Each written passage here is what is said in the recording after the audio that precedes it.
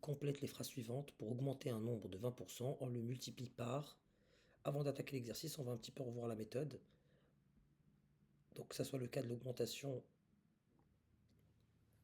ou bien la diminution.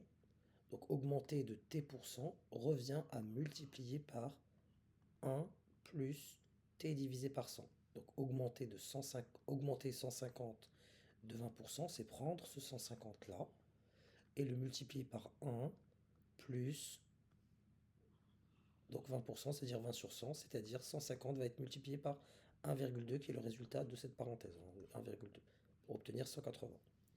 Enfin, diminuer de t% revient à multiplier par 1, il y a toujours le 1, ma constante, mais cette fois-ci, on retranche le pourcentage. Ainsi, diminuer 150 de 20%, c'est multiplier ce 150 là par 1 moins 20 sur 100, c'est-à-dire multiplier ce 150 là par ce qu'il y avait dans ma parenthèse, 1 moins 20 sur 100, c'est-à-dire 0,8 pour obtenir enfin 120. Passons maintenant à l'exercice.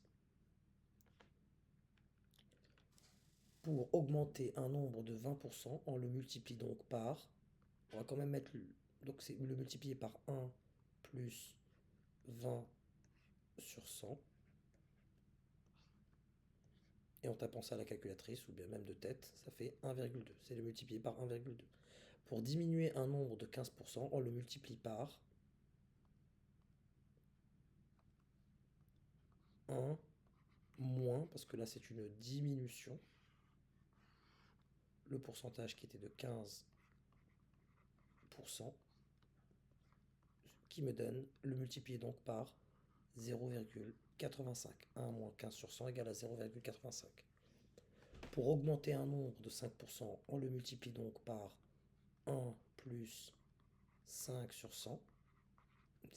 Si vous voulez le faire de tête, ce n'est pas 1,5 mais 1,05. Et enfin, pour diminuer un nombre de 7%, on le multiplie par, je prends mon 1, toujours une constante, moins le pourcentage, moins 7 sur 100. Je vous rappelle que 7 sur 100, c'est 0,07.